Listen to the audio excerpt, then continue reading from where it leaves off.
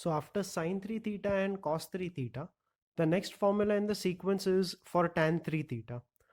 The derivation goes in a similar way. I write 3 theta as 2 theta plus theta, and for tan of 2 theta plus theta, I apply the formula for tan a plus b. Tan a plus b was tan a plus tan b upon 1 minus tan a tan b. So tan of 2 theta plus theta becomes tan 2 theta plus tan theta upon 1 minus tan 2 theta tan theta. Over here, I have to substitute tan 2 theta as 2 tan theta upon 1 minus tan square theta. Even this is a formula we had done in one of the earlier slides. Combine the two terms, so you get in the numerator 2 tan theta plus tan theta minus tan cube theta, and the denominator of numerator becomes 1 minus tan square theta. Similarly, when you combine the denominator terms, you get 1 minus tan square theta minus 2 tan square theta, and the denominator of denominator becomes 1 minus tan square theta. 1 minus tan square theta in the numerator and denominator get cancelled. The other terms get combined to give you the formula for tan 3 theta as 3 tan theta minus tan cube theta upon 1 minus 3 tan square theta. Again, this is a formula that every time you may not be able to derive. So the way to remember it is 3 tan theta minus tan cube theta. The numerator, okay, you simply have to memorize it. The first term in the denominator on the left is going to be 1, then it is minus and 3 tan square theta.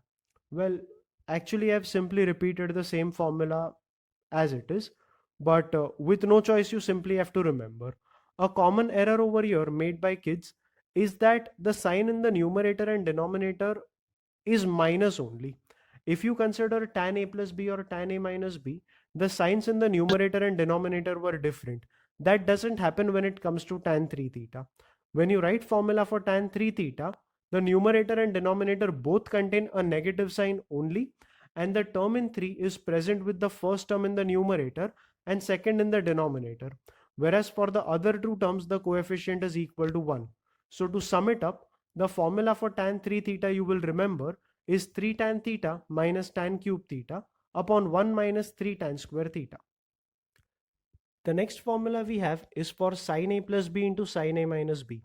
To evaluate this, I am writing sin a plus b as sin a cos b plus cos a sin b, and similarly sin a minus b as sin a cos b minus cos a sin b. Carefully look at the expression you just got. It is of the type a plus b into a minus b, where in place of a I have sin a cos b, and in place of b I have cos a sin b. A plus b into a minus b becomes a square minus b square, and that is what I have done in this step. Now if you check this step, in this step you have cos square a and cos square b terms, which can be eliminated by writing as 1 minus sin square a and 1 minus sin square b, which is what I have done in the next step. In this step, you again go for expanding all the terms. You get a total of 4 terms in which the second and fourth terms are the same. They get cancelled, giving you the formula for sin a plus b into sin a minus b as sin square a minus sin square b. Well, at a first glance, it looks like this is the same formula as a plus b into a minus b equal to a square minus b square, but it is not.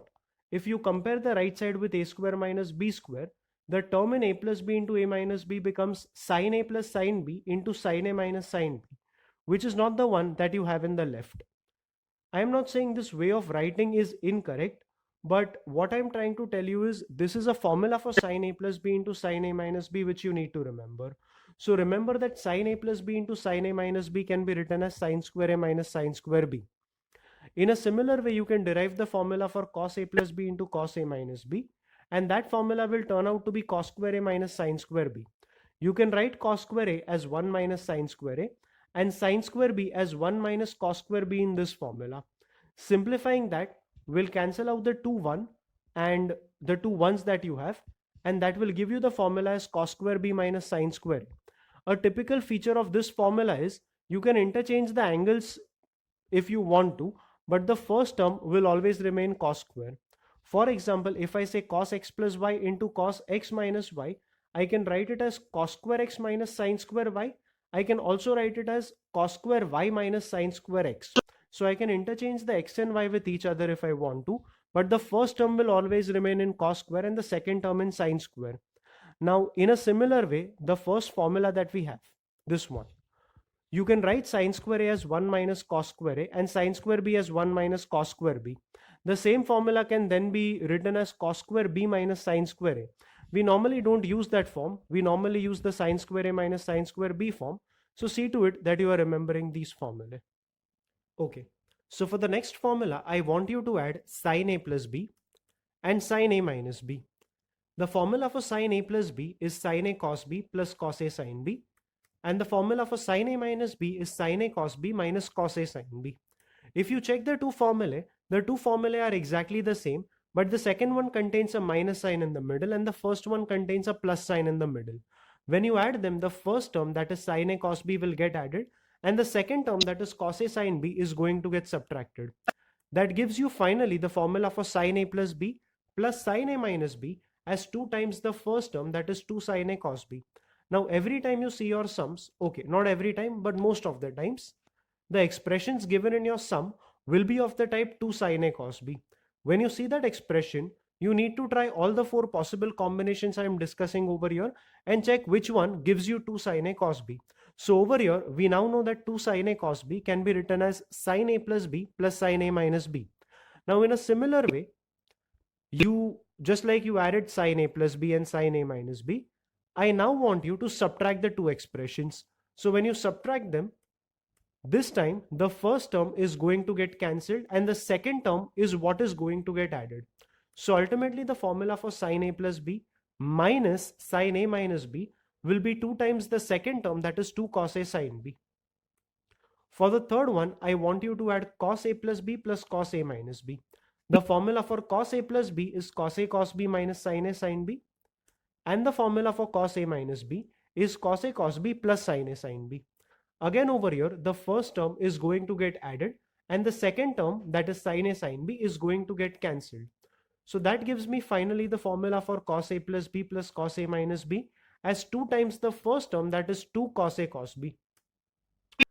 Okay, to get the next expression, if for example I go for subtracting cos a plus b minus cos a minus b, it will so happen that I will end up getting a minus 2 sine a sine b, because when I write cos a plus b first, then in my first bracket the middle sign is going to be minus and that will give me a negative answer.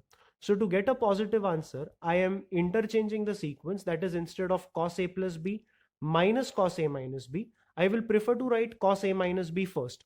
So cos a minus b is written as cos a cos b plus sine a sine b.